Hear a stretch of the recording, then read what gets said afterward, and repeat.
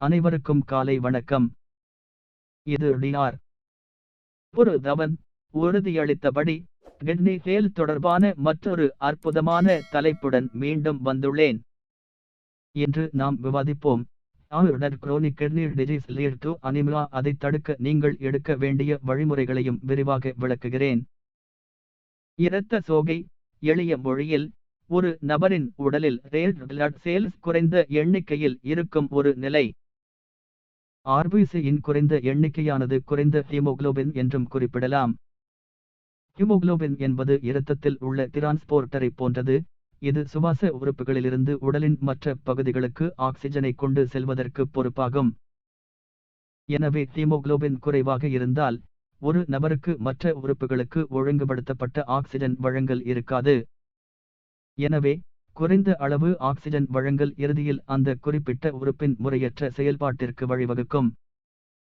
Red blood cells ஒரு நபரின் எலும்பு ஜையில் உற்பத்தி செய்யப்படுகிறது, மேலும் இந்த செயல்முறை ERYTHROPURASAS என அழைக்கப்படுகிறது.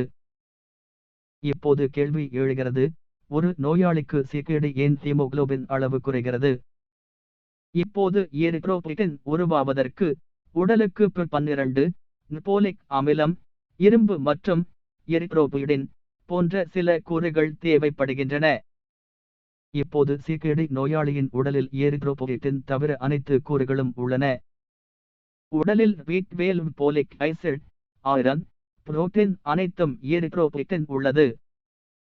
இப்போது கேள்வி எழுகிறது, இது ஏன் எரித்ரோபொய்டின் உடலில் குறைபாடு உள்ளது? ஒரு சாதாரண தனிப்பட்ட சிறுநீரகத்தில் இந்த ஹார்மோன் எரித்ரோபொய்டின் உருவாவதற்கு காரணமாகிறது.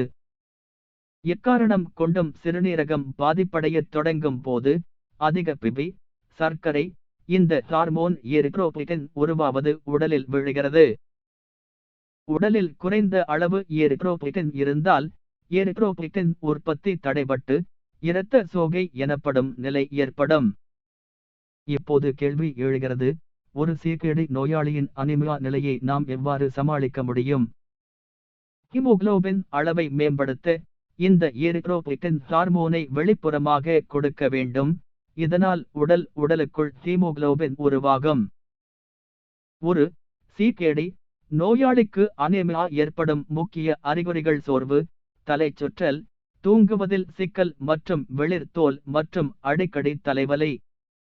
நாள்பட்ட சிறுநீரக நோயின் பிந்தைய நிலைகளில் அனீமியா உருவாக அதிக வாய்ப்புகள் உள்ளன, ஆனால் சில சந்தர்ப்பங்களில் இது ஆரம்ப நிலைகளிலும் உருவாகலாம்.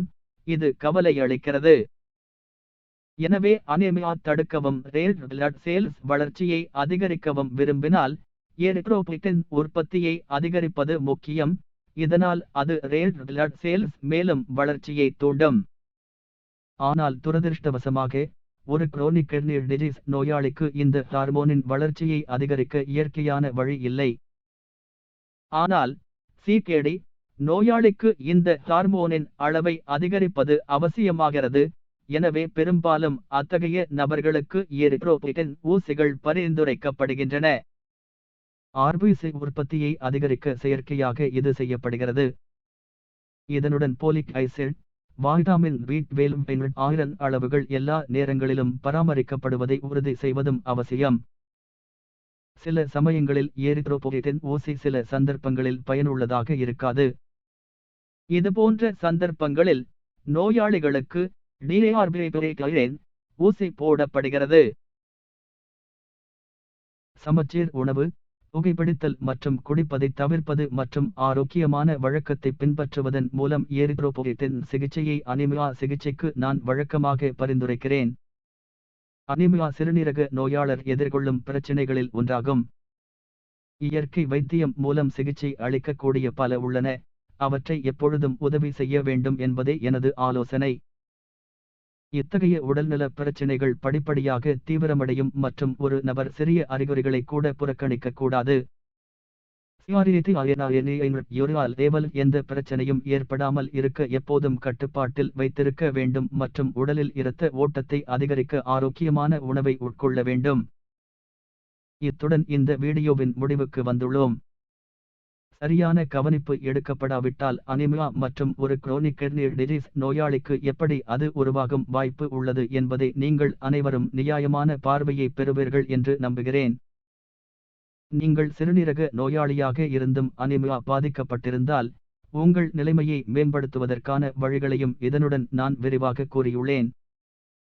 இது தவிர, உங்களிடம் இன்னும் ஏதேனும் கேள்விகள் இருந்தால், உங்கள் கருத்துக்களை கீழே உள்ள பகுதியில் தெரிவிக்குமாறு கேட்டுக்கொள்கிறேன், மேலும் அவை அனைத்திற்கும் பதிலளிக்க விரும்புகிறேன். அதுவரை பார்த்துக் கொண்டு உங்களை பாருங்கள்.